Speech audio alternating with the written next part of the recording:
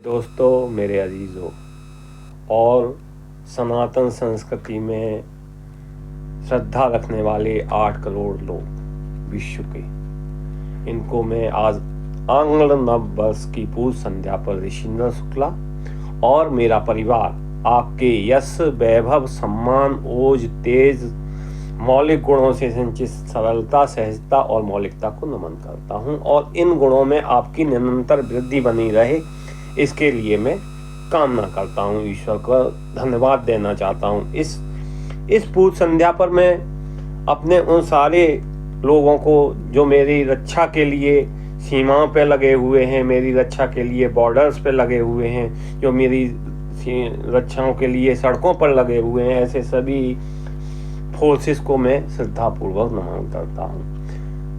मुझे ये जो नव वर्ष की संध्या का आयोजन है और इसका जो उल्लास है, इसको देने में जो है पुलिस प्रशासन बहुत बड़ी भूमिका अदा करता है। उन सभी को धन्यवाद देना चाहिए। अपनी जान की परवाह किए हुए आपको ये सब बनाते रहें, आप उसकी रक्षा के लिए वो सजग प्रहरी की तरह आपका काम करता है, उसको भी मैं धन्यवाद देता। लेकिन दोस्तों, ऐसा है कि ये जो आपकी पारंपरिक आपकी सभ्यता है, जिस भी कंट्री की सभ्यता होती है, सिविलाइजेशन जहां भी आता है और जहां भी जो है संस्कृति का निर्माण होता है, ये संस्कृति का निर्माण कोई 1 या 2 दिन में नहीं हो जाता। आज कहना बड़ा आसान है कि भाई हम तो जो है 1 जनवरी आ गई और नया वर्ष आ गया, हम नया वर्ष मनाने जा रहे हैं, ठीक है। लेकिन ये नया वर्ष ऐसे नहीं आ गया 1 जनवरी। पहले ऐसा हुआ करता था कि पहले कुछ समय पहले जब ग्रेगोरियन रजिस्टर हुआ करते थे, तो उस समय तो आपका जो है ये करीब नव वर्ष जो पड़ता था वो 25 अप्रैल में पड़ता था, मार्च और अप्रैल के महीनों में पड़ता था। लेकिन फिर हुआ ये कि इसको ये कहा गया कि और ये जो सभ्यताएं हैं, जितनी भी सभ्यताएं हैं, अगर मैं पुरानी से पुरानी सभ्यता की बात करूं तो रोम से उत्पन्न होती हैं।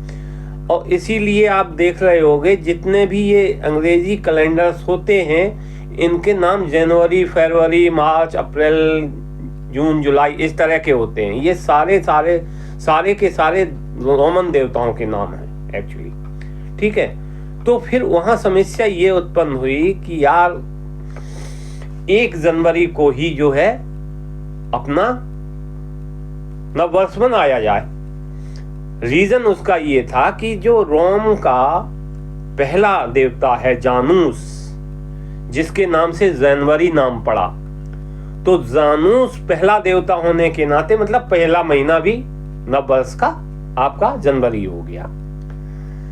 लेकिन सभी कंट्रीज ने ऐसा नहीं है ऐसे एकदम अडॉप्ट कर लिया हो कि नहीं 1 जनवरी तो 1 जनवरी। अरे आज भी अगर आप देखेंगे यूरोप के कंट्रीज में देखेंगे तो हर हमेशा जो है जगह जगह पे सेलिब्रेशन होते ही रहते हैं। मतलब कब मनते हैं कब नहीं मनते हैं, उनकी कुछ की डेट्स अलग होती हैं, कुछ की जनवरी नहीं होकर कुछ की मार्च होती है, कुछ की अप्रैल होती है, कुछ की मई होती है, कुछ की जून होती है, जुलाई होती है, वगैरह वगैरह वगैरह। लेकिन इसमें सबसे बड़ा जो योगदान था, जो इसको जनवरी को लाया, मतलब 1 जनवरी will be the first day of the year, beginning year, इसको लाने में सबसे ज्यादा जो योगदान रहा वो नुमा पोम्पिलियस एक थे राजा वहां के। उन्होंने कहा कि भाई हमारा जो है क्यों पहला देवता जानूस है, इसलिए मैं इसे जनवरी से स्टार्ट करता हूं। लेकिन उसके बाद फिर एक समस्या पैदा हो गई। 46 ईसा पूर्व में जूलियस सीजर ने अधिक बदलाव पेश कर दिए। हालांकि जूलियस कैलेंडर जैसा कि ज्ञात है कि 1 जनवरी को वर्ष की शुरुआत की तारीख के रूप में बरकरार रखा। रोमन साम्राज्य के विस्तार के साथ जूलियन कैलेंडर का प्रयोग भी फैल गया। हालांकि 5वीं शताब्दी में रोम में पतन के कारण रोम पतित हो गया।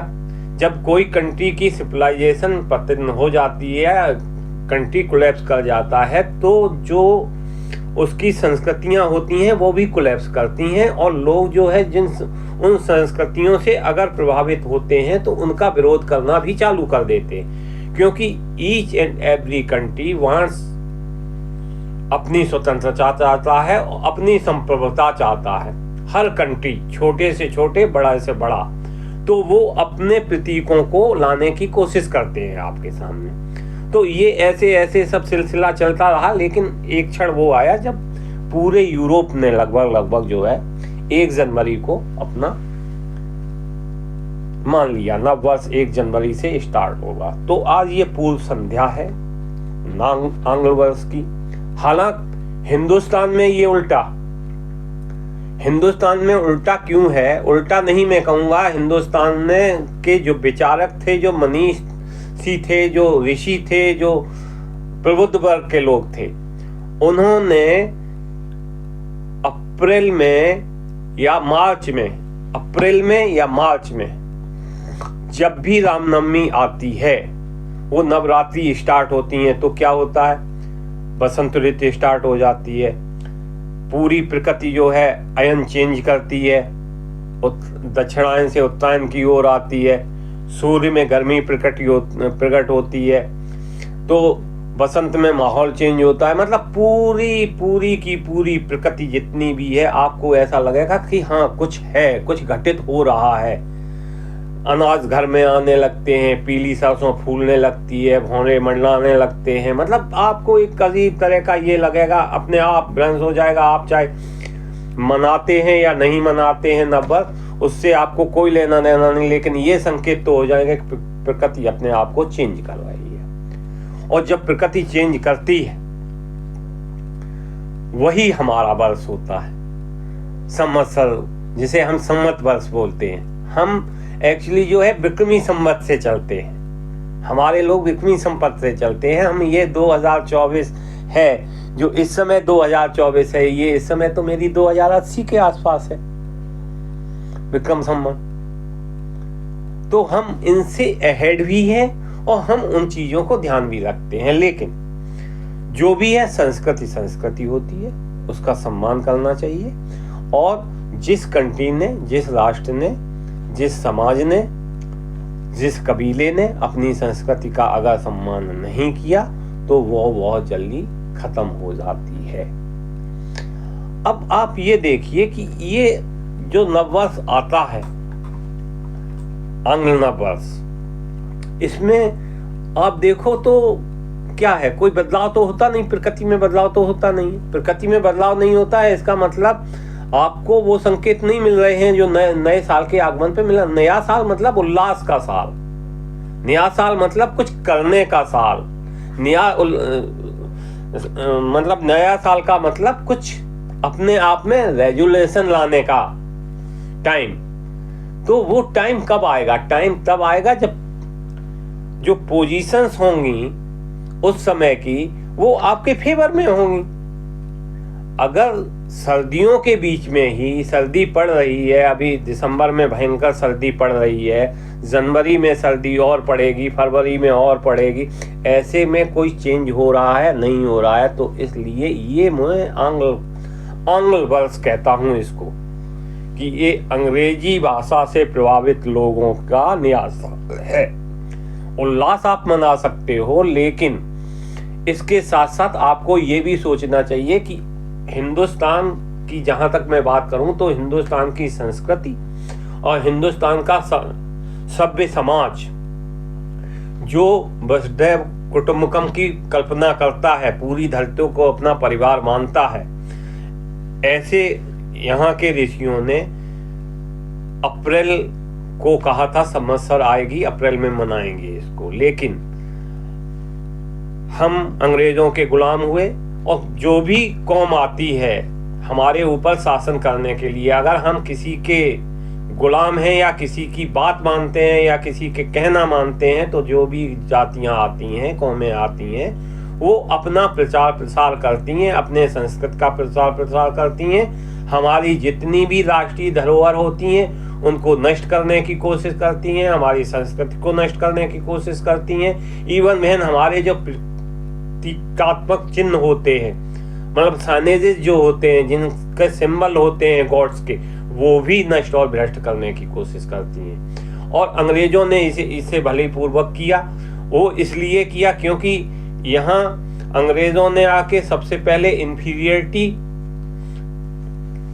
इन्फीरियरिटी कॉम्प्लेक्स फैलाना चालू किया।